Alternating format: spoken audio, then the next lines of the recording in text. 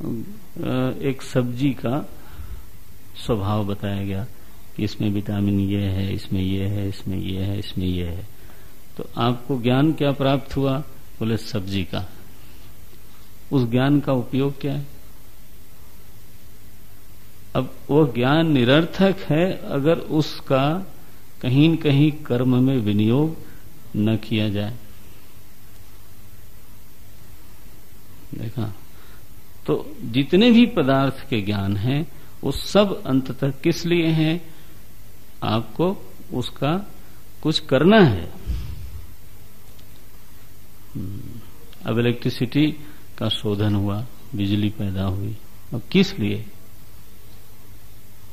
Invention हुआ, अन्वेषण हो गया कि ऐसे बिजली पैदा हो सकती है, ज्ञान हो गया। So what?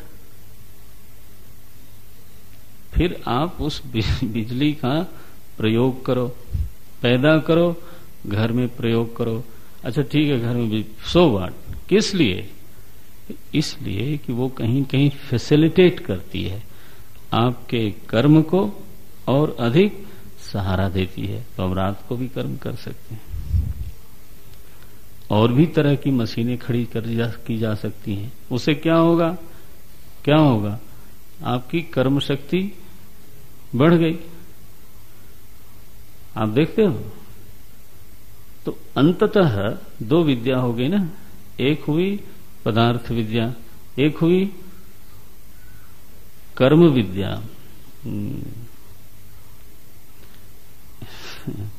ये पदार्थ विद्या बहुत आवश्यक है, जीवन में इसका बड़ा महत्व है।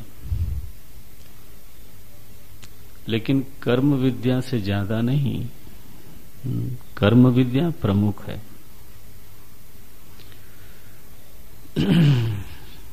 हमारा शरीर और शरीर से जुड़े हुए सारे साधन मिलकर के एक ही काम करते हैं। क्या?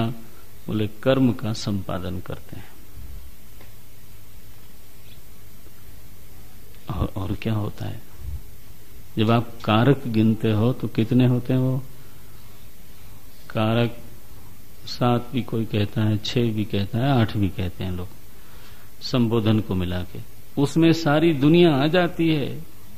ये व्याकरण में जब हम वेदांत पढ़ते हैं, व्याकरण में कारक जिसको आप कहते हो उसमें सारी दुनिया है। क्या है? कर्ता। आप आ गए। करण, कर्म, तो क्रिया का जो अभीष्ट है वो आ गया। माने अगर जा रहे हो तो कर्म क्या है? घर। रामः गृहं गच्छति, तो गृह क्या हुआ? कर्म हो गया। देखो, तो घर आपका और घर में सारी चीजें कर्म में आ गई। अब आया करण। किससे जाते हो आप? साधन, व्हीकल से। कैसे जाते हो? करण आ गया। फिर संप्रदान,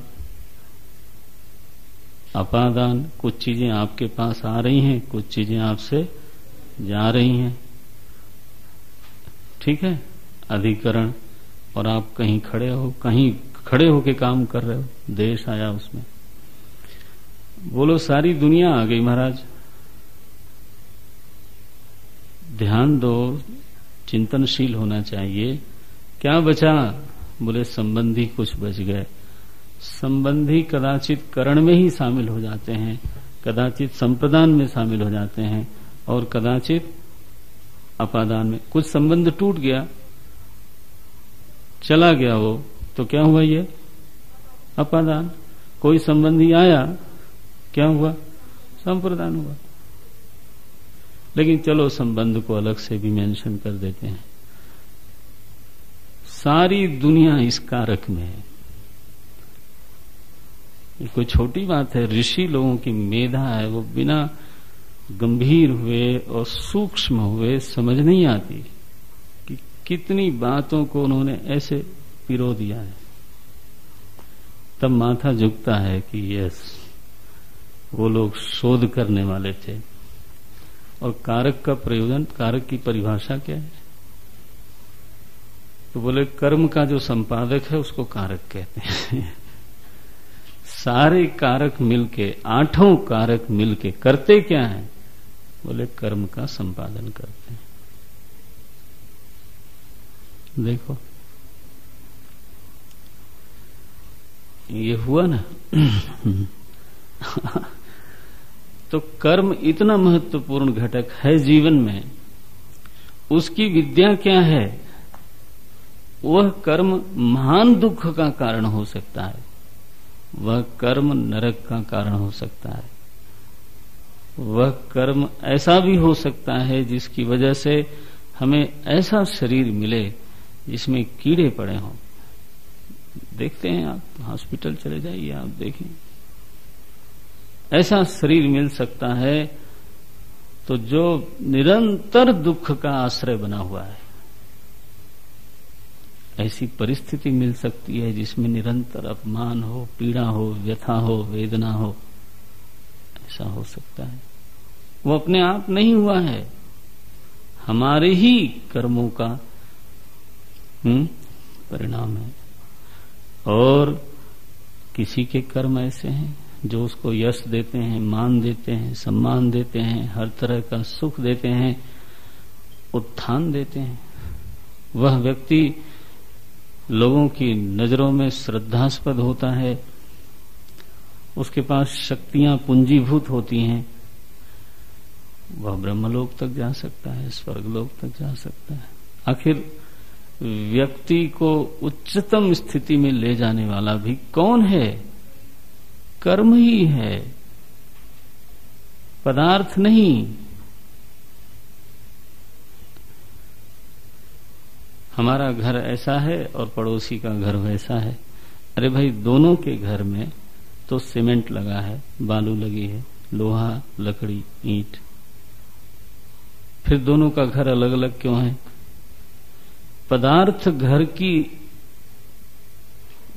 के रूप का निर्धारण नहीं करता।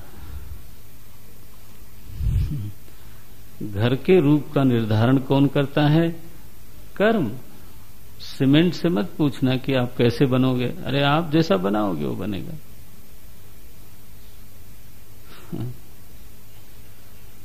कर्म ये चीज है, इसलिए ये दोधारी तलवार है।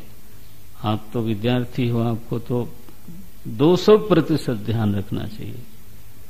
कर्म दोधारी तलवार है और आप ध्यान रख लेना, कर्म से कोई बच नहीं सकता।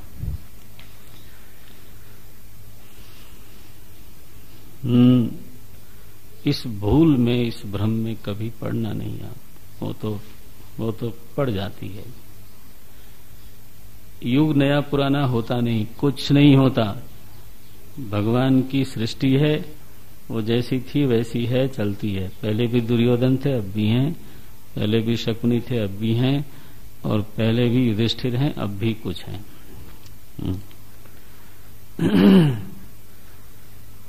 ऊधो कर्मन की गति, साधो कर्मन की गति न्यारी। ये तो अद्भुत चीज है। इसलिए इसकी विद्या को सीखाना, इसकी विद्या को सिखाना, ये वेद ने अपना एक महत्वपूर्ण कार्य माना। और इसलिए कर्म मीमांसा एक दर्शन ही बन गया, जो तो 96,000 ऋचाएं केवल इसी दर्शन के प्रतिपादन में लगी हैं। तो अधिगत अखिल वेदार्थ का अभिप्राय क्या है? कर्म विद्या से अपने आप को संपन्न कर लेना, सुशिक्षित कर लेना, कर्म के स्वरूप को समझ लेना, कर्म में क्या ग्राह्य है, क्या त्याज्य है, वह समझना, इस बारे में अपने आप को अधिक से अधिक सुशिक्षित करते जाना, ये है वेदार्थ का ग्रहण। वो कहां से आया? किसी को वेद से सीधे पढ़ के आया, किसी को सत्संग में आया। आखिर सत्संग में क्या बताया जाता है? यही बताया जाता है, और क्या बताया जाता है? किसी को गीता से आया, किसी को रामचरितमानस से समझ में आया, संतों के करीब बैठ बैठ करके आया।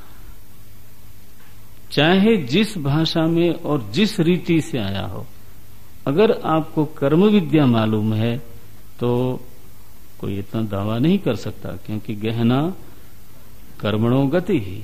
लेकिन फिर भी जितना किसी को मालूम है, मैं बोल रहा हूं पूरी जिम्मेदारी से, चाहे जिस भाषा में आया हो, चाहे जिस विधि से आया हो, सत्संग से आया हो, स्वाध्याय से आया हो, कर्म विद्या पूरी आनी चाहिए। कर्म का स्वरूप क्या है, कर्म के प्रकार क्या है, किस तरह से करने से क्या उसका प्रभाव पड़ता है, कर्म संबंधी सारे घटकों के स्वभाव को अगर हम जानते हों, देश, काल, मात्रा, भावना, कर्म के पीछे भावना क्या है, वो सारी चीज अगर मालूम हो और सावधानी पूर्वक व्यक्ति जब कर्म का चुनाव करके करे, इसको बोलते हैं, क्या बोलेंगे, अधिगत। हाँ, आपने साधना पंचकम पढ़ा? नहीं पढ़ा? पढ़ा। देखो उसमें पहली ही बात यही है,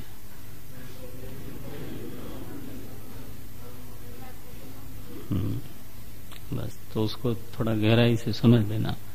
वहां वही बात कही गई है जो यहां ये कही गई। यहां कहा गया अधिगत वेदार्थ अखिल वेदार्थ, वहां लिखा वेदो नित्यम अधीयताम। किस लिए?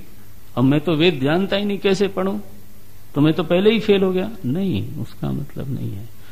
तद उदितम कर्म सुअनुष्ठीयताम, उस अध्ययन से जो समझ में आया तो वेदोक्त कर्म का क्या करें, अच्छी तरह से अनुष्ठान करें। तो वेद का अध्ययन का प्रयोजन क्या हुआ, कर्म ज्ञान, और कर्म ज्ञान के अनुसार कर्मानुष्ठान। ठीक है, ये इसलिए अच्छी तरह से सीखना चाहिए, सावधान रहना चाहिए। यज्ञार्थात कर्मणोन्यत्र लोकोयम कर्म बंधना। तो सीखना है, कर्म को भजन बना डालो, तब तो समझो आपकी बस कर्म विद्या हो गई। और कर्म को अहंकारी होकर के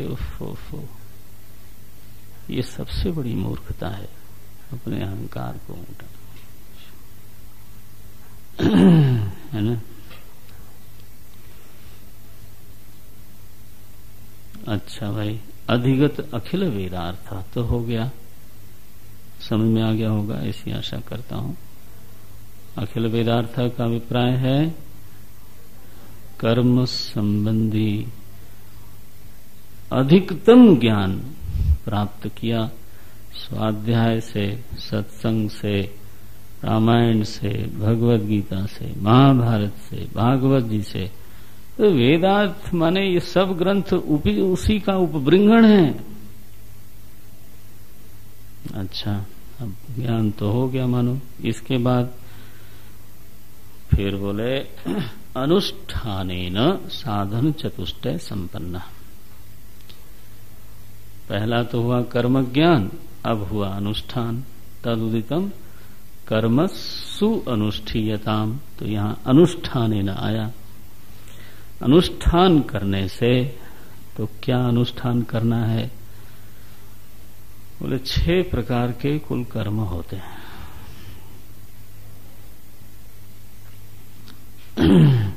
कुल मिला के 6 ही कर्म होते हैं। तो काम्य निषिद्ध, नित्य नैमित्तिक प्रायश्चित उपासना। अब आपने ऋषियों की जरा मेधा की ओर आदर पूर्वक देखिए। उन्होंने कहा 100 वर्ष का जीवन है, लेकिन आप 7वें नंबर का काम नहीं कर सकते।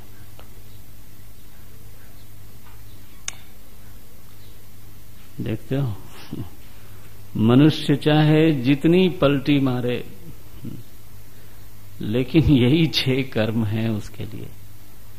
इन्हीं में वो सारी चेष्टाएं समाहित कर देता है। तो नित्य कर्म है, नैमित्तिक कर्म है, प्रायश्चित कर्म है, उपासना कर्म है, काम्य कर्म है और निषिद्ध कर्म है। आगे आएगा, इसलिए हम इसकी अभी व्याख्या नहीं करते। केवल आचार्य ने, स्वामी जी ने इतना ही कहा कि काम्य निषिद्ध वर्जन पुरस्सरम। क्या बात है! काम्य और निषिद्ध कर्म को अपने जीवन से दूर कर दो, वर्जित कर दो। बोले निषिद्ध कर्म तो महाराज ठीक है, ये काम्य कर्म भी तो सुबोधिनी टीका में लिखा यातायात हेतुत्वात्।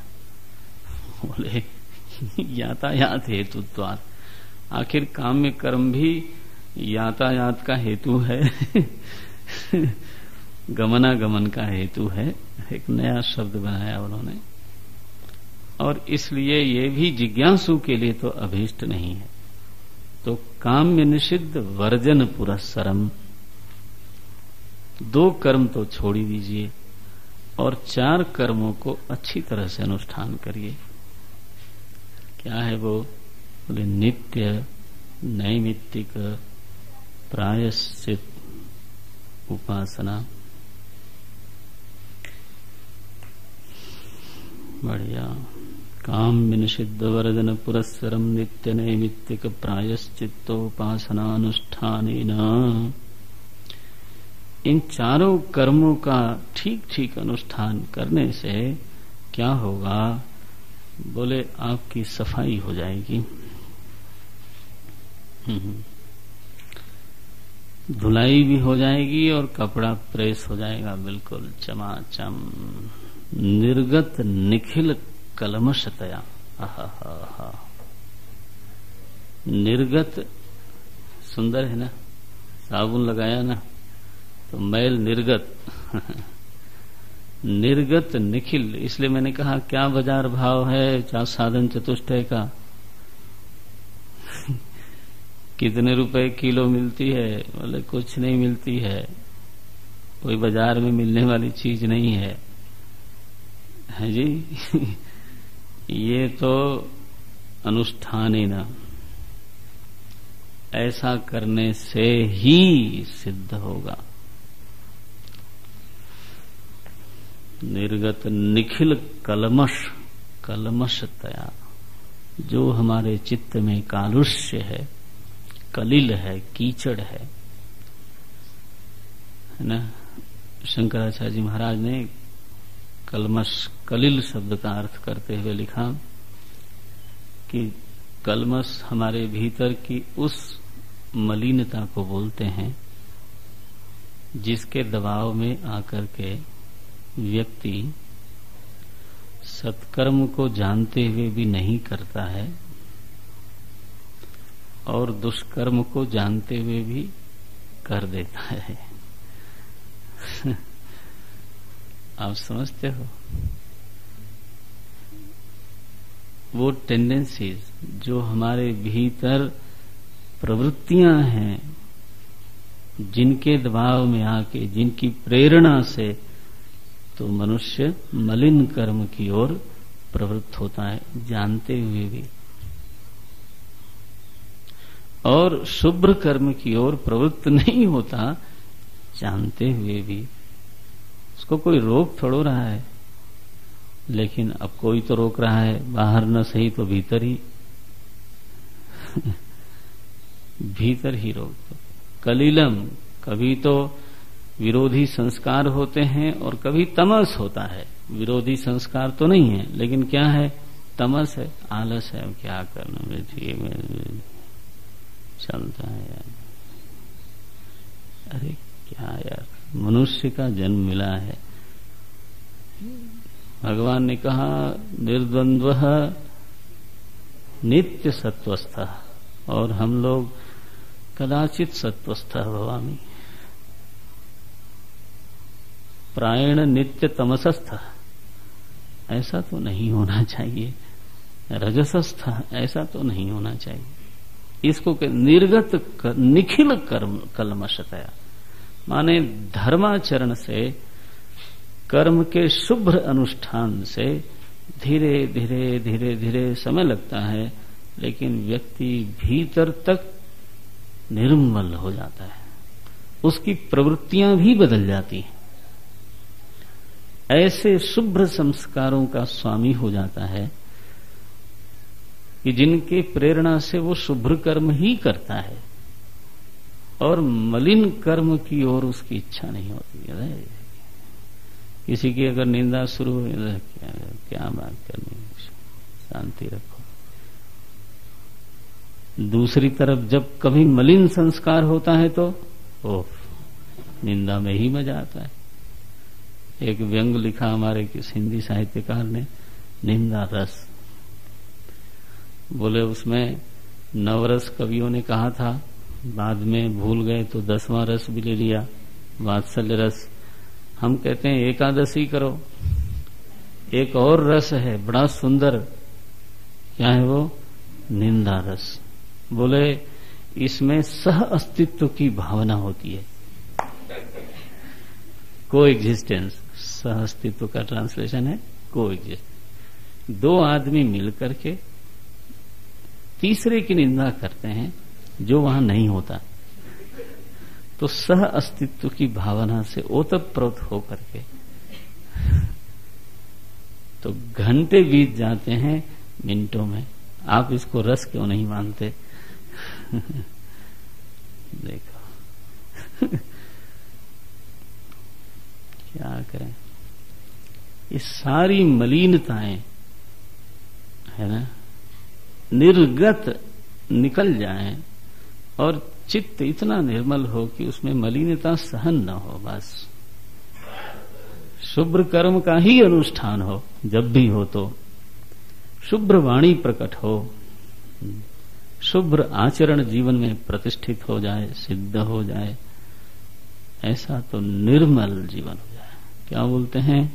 नितांत निर्मल स्वांतः, परांतः नहीं। यहाँ पता चला आप धोबी बन गए दूसरे को धोने के लिए। कुछ लोग दूसरे पे ही साबुन लगाते रहते। अरे मेरे मालिक, मालिक नहीं मेरे मौला, धोबी हो क्या तुम, दूसरे के ऊपर साबुन लगाते? क्या लिखा है यहाँ? नितांत निर्मल स्वांत।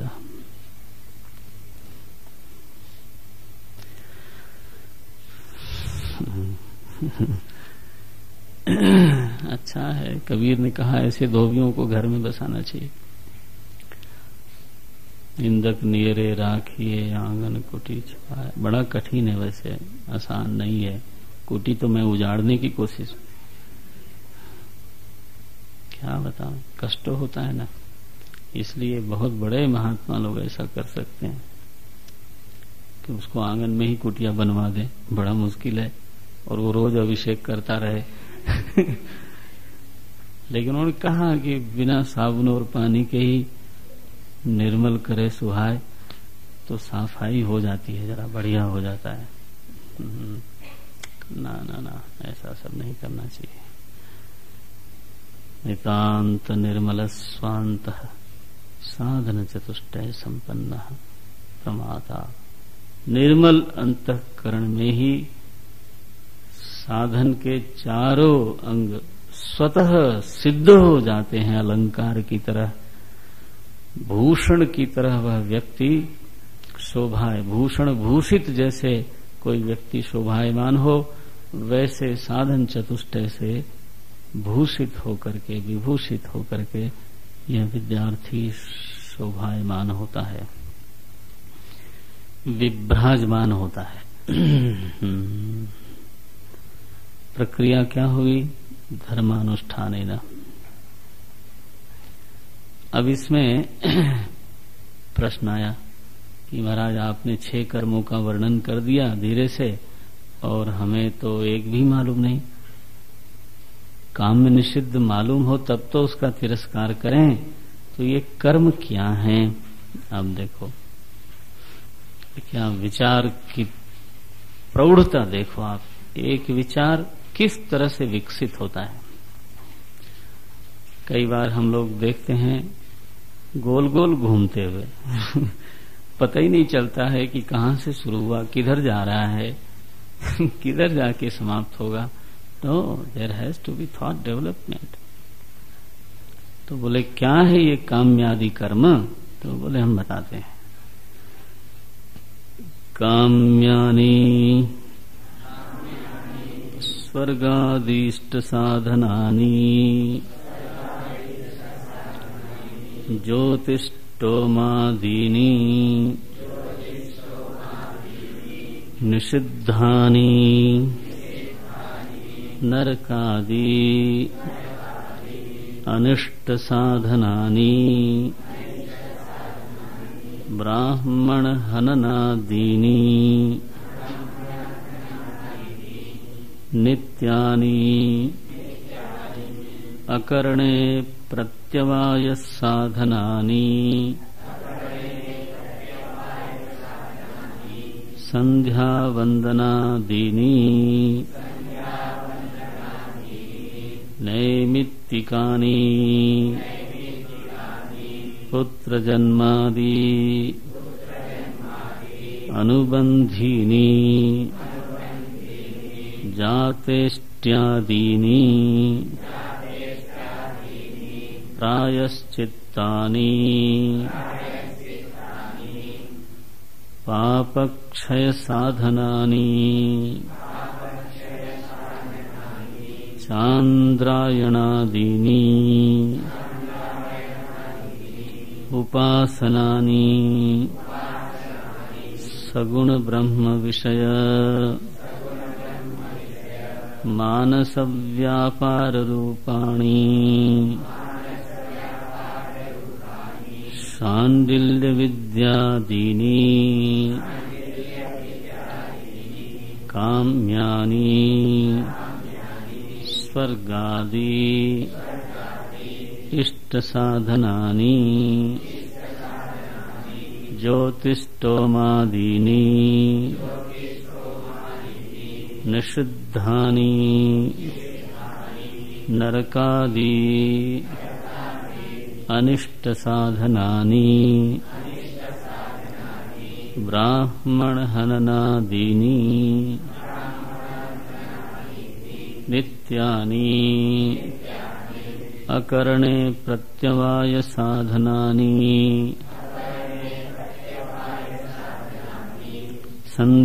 संध्यावंदनादीनि नैमित्तिकानि पुत्रजन्माद्यनुबन्धीनि जातेष्ट्यादीनि प्रायश्चित्तानि पापक्षय साधनानि चान्द्रायणादीनि उपासनानि सगुण ब्रह्म विषय मानस व्यापार रूपाणि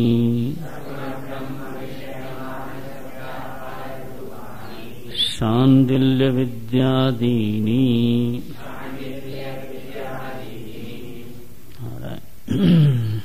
काम्यानि, काम्य कर्म कौन है? कर्माणि, चूंकि नपुंसक लिंग है ना कर्म, इसलिए उसके सारे विशेषण फिर नपुंसक लिंग में प्रयोग किए जाएंगे। तो काम्यानि कर्माणि, काम्य कर्म कौन है? बोले इष्ट साधनानि। इष्ट माने आपकी एक इच्छा विशेष है, आप कुछ खास चाहते हो और जब इच्छा को पूरा करना है तो निश्चित रूप से फिर उसके लिए विशेष प्रकार का कर्म करना पड़ेगा। लौकिक इच्छा है तो लौकिक कर्म करना पड़ेगा और अलौकिक इच्छा है तो वैदिक कर्म करना पड़ेगा। तो यहाँ तो सारे अलौकिक कर्मों का वर्णन है, वैदिक कर्मों का वर्णन है। ज्योतिष्टोमादिनी, ज्योतिष्टोम होम होता है और कहते हैं कि उससे स्वर्ग प्राप्ति का फल होता है। तो कोई ऐसा साधक होगा जिसको स्वर्ग की इच्छा है तो उसको ज्योतिष्टोम यज्ञ करना चाहिए। वह यज्ञ का है, वो तो नित्य कर्म नहीं है, नैमित्तिक भी नहीं है। क्यों कर रहे हो? बोले मेरी एक विशेष इच्छा थी, इसकी वजह से कर रहे हैं। तो ये तो हुआ वैदिक कर्म। लौकिक कर्म में भी जो भी विशेष कर्म एक विशेष इच्छा को पूरा करने के लिए, इच्छा से प्रेरित होकर के निजी कामना को पूर्ण करने के लिए की जाती है, वो सारे कर्म काम्य है। ये परिभाषा सम्यक है, अच्छी है, लेकिन अपने जीवन में इसको जांचने की जरूरत है। ये एकदम से काला सफेद की तरह एकदम से अलग अलग नहीं किया जा सकता। बहुत बार नित्य कर्म भी काम्य कर्म की तरह दिखाई देते हैं, और कई बार काम्य कर्म कदाचित नित्य कर्म की तरह दिखाई देता है। गहना कर्मणो गति, इसलिए आप इसमें बहुत ज्यादा आग्रही मत होना, बल्कि निरंतर निरीक्षण की, जांच की, मनन की जरूरत है। अब बताओ, खेती करना या नौकरी करना, ये निमित्त कर्म है, नैमित्तिक कर्म है, नित्य कर्म है, नैमित्तिक कर्म है या काम्य कर्म है?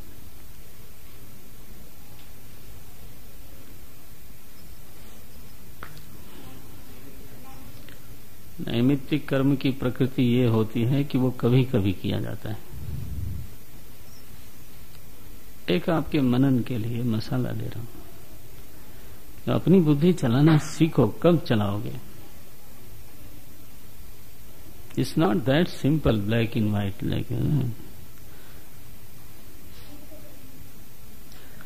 तो नित्य कर्म है, तो उसमें आप बिना कामना के जाते हो नौकरी करने?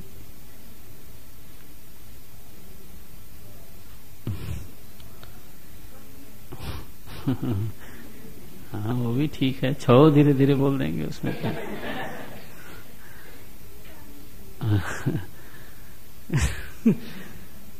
नहीं, मेरी समझ से भी नित्य कर्म ही है वो, मेरी समझ से। कोई डिफर कर सकता है, क्योंकि एक तो उसकी प्रकृति यह है कि वो रोज करना है। दूसरे नित्य कर्म का लक्षण क्या दिया है? अकरणे प्रत्यवायः, नहीं करने पर जिसमें दोष हो वो तो नित्य कर्म है। ध्यान रखना, नहीं करने से नैमित्तिक कर्म में भी दोष होता है। इसलिए मैं कहता हूं कि ये ब्लैक एंड व्हाइट नहीं है भैया।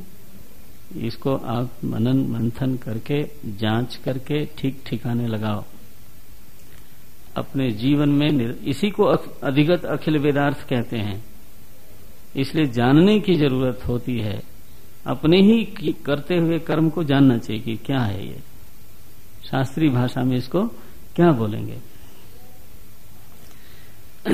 अब नैमित्तिक कर्म है, मानो आपके घर में कोई बीमार हो गया, भगवान न करे, और निमित्त कर्म, अब उस समय निमित्त आया, आपको हॉस्पिटल ले जाना चाहिए, नहीं ले गए तो दोष होगा कि नहीं होगा? तो नित्य कर्म की तो यही परिभाषा दी है, अकरणे प्रत्यवायः। तो नैमित्तिक कर्म भी नित्य कर्म में ही आ गया?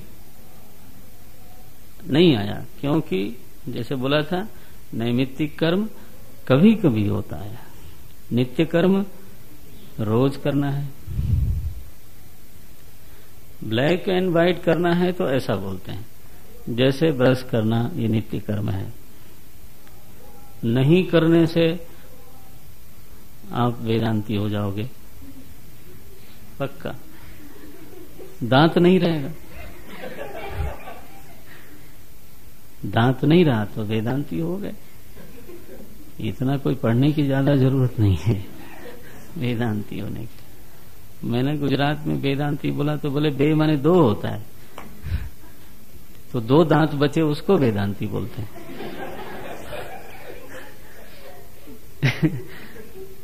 तो मैं कहना पड़ा बे नहीं है, वे है, वेदांती। एनीवे, कहना यह है कि अकरणे, देखो ब्रश करने से कुछ मिलेगा ऐसा नहीं है। पता चला रोज ब्रश करने से एक दांत और निकल आता है, ये तो फिर बहुत भयंकर स्थिति होगी। हाँ, तो कोई नया फल प्रकट नहीं होगा, लेकिन नहीं करने से हानि जरूर होगी। तो नित्य कर्म विचित्र है, नहीं करने का फल मिलता है, करने का कोई फल नहीं मिलता। तो नहाना रोज चाहिए, हम नहीं नहाए तो आप अद्वैत हो जाओगे, देख लेना आप। लोग जो हैं बिल्कुल दूर हो जाएंगे, द्वैत प्रपंच रहित अकेले बैठे हैं जनाब। अद्वैत निष्ठा में। देखो, अकरणे प्रत्यवाय, नैमित्तिक कर्म में भी अकरणे प्रत्यवाय होता है, लेकिन वो चूंकि कभी कभी करना होता है इसलिए वो नैमित्तिक कर्म है। नौकरी चूंकि रोज ही करनी है और नहीं करने से जीविका बाधित होती है, सब कुछ नुकसान होता है, इसलिए जहां तक मैं समझ पाता हूं उसको नित्य कर्म में ही रखना चाहिए, काम्य कर्म में उसको नहीं रखा जा सकता। देखो, इन परिभाषाओं को धारण करें, मनन करें और थोड़ा अप्लाई करें अपने जीवन में। तो विशेष कामना लेकर के जब हम कोई योजना बनाते हैं, तरकीब करते हैं और फिर साधन जुटाते हैं, फिर एक प्रोजेक्ट है हमारे जी में, और काम्यानी, इच्छा प्रेरित कर्म। अच्छा भाई, और निषिद्ध कर्म क्या है अब कल देखेंगे इसको, अभी तो एक ही वाक्य हुआ। काम्यानी कौन सी? स्वर्गादि इष्ट साधन, मुख्य परिभाषा है इष्ट साधनानी। काम्य कर्म कौन है? जो इष्ट का साधन बनते हैं। इष्ट माने इच्छा, इष्ट धातु इच्छा के अर्थ में है। इष्ट साधनानी यानी तानी सर्वाणी काम्यानी कर्माणि उच्यन्ते, ऐसा बनाएंगे। जो इष्ट का साधन करने वाले कर्म हैं वो सब काम्य कर्म कहलाते हैं। मनन करना, इस पर मनन का टाइम निकालो। जो सुना है उसको फिर से एक बार सोचो, क्या बोला गया उसमें।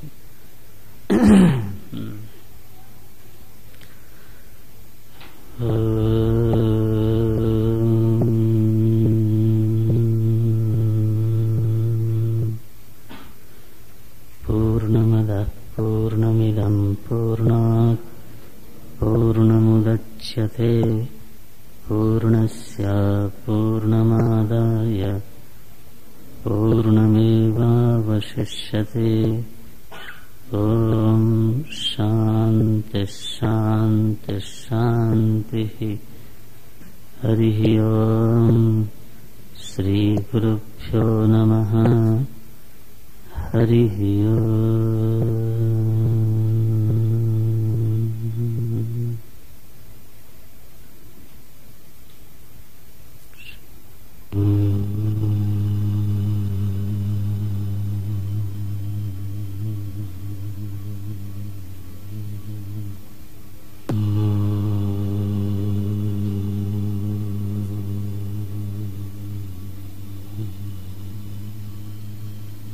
प्रकार के कर्म होते हैं और सातवां कर्म का कोई प्रकार उपलब्ध नहीं है। कर्म के संबंध में हमारे ऋषियों ने, हमारे शास्त्रों ने ये घोषित किया। विद्यार्थी को इसकी जांच कर लेनी चाहिए और जांच करके इस पर स्थिर होना चाहिए। इन एक एक कर्मों का लक्षण क्या है? बोलते हैं काम्यानी, काम्य कर्म क्या है? तो बोले जो कामना से प्रेरित होकर के कर्म होता है उसको काम्य कर्म कहते हैं। कल मैं इस पर थोड़ी बात कर रहा था। तो असल में तो जो भी चेष्टा होती है उसके पीछे कामना तो अवश्य ही होती है। कामना के अभाव में चेष्टा का अभाव हो जाता है। यद्यत् चेष्टितम तत्सर्वम काम पूर्वकमेव। मनु महाराज ने ये बात कही। तो काम्य कर्म कामना का जो सामान्य अर्थ है उस अर्थ में नहीं लिया जा सकता। जैसे एक व्यक्ति व्यापार करता है, नौकरी करता है, खेती करता है, तो उसमें कामना का अभाव है ये तो कहा नहीं जा सकता, कामना तो है ही है। लेकिन कर्तव्य पूरा करने की यदि कामना है, भाई साधन चाहिए, धन चाहिए, किस लिए? वो इसलिए कि हमारे जिम्मे कुछ कर्तव्य हैं और उन कर्तव्यों को पूरा करने के लिए आपको साधन की आवश्यकता है। तो कर्तव्य पूर्ति के लिए जब धनोपार्जन होता है तो धनोपार्जन की कोई न कोई विधि होगी, चाहे व्यापार हो, खेती हो या वाणिज्य हो, सर्विस हो, नौकरी हो। तो उस विधि को, उस कर्म को हम काम्य कर्म कैसे कहेंगे?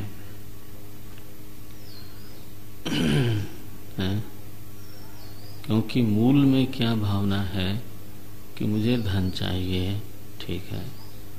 धन चाहिए कि पीछे मूल भावना क्या है? क्यों चाहिए धन? कर्तव्य पूरा करने के लिए कि मेरे माता पिता हैं तो उनकी सेवा ठीक हो सके, उनकी चिकित्सा ठीक हो सके, मैं उनकी आराधना कर सकूं, उसके लिए साधन चाहिए ना। तो एक गृहस्थ है तो उसके बच्चे हैं, एक पिता के नाते, माता के नाते तो बच्चों को ठीक से शिक्षित करना है, दीक्षित करना है, उनका पालन पोषण ठीक होवे। ये एक माता पिता की कामना नहीं है, कर्तव्य है। वो कर्तव्य में कामना है, लेकिन वो कामना एक दूसरे प्रकार की कामना है। अगर वह कामना न की जाए तो वह व्यक्ति कर्तव्य विमुख माना जाएगा और वो शास्त्र में ठीक नहीं माना जाता। कोई माता पिता अपने बच्चे के पालन पोषण के प्रति लापरवाह हो या निश्चिंत हो, पल जाएंगे अपने आप ही, अच्छा जितना पढ़ना होगा पढ़ लेंगे, अपने आप कर लेंगे, ये तो शास्त्र में इसको कोई प्रशस्ति प्राप्त नहीं है, ये तो गलत बात है। तो कर्तव्य की पूर्ति के लिए भी तो साधन चाहिए और व्यक्ति को कर्तव्य परायण तो होना ही चाहिए। कर्तव्य के प्रति संवेदनशील होना ही चाहिए।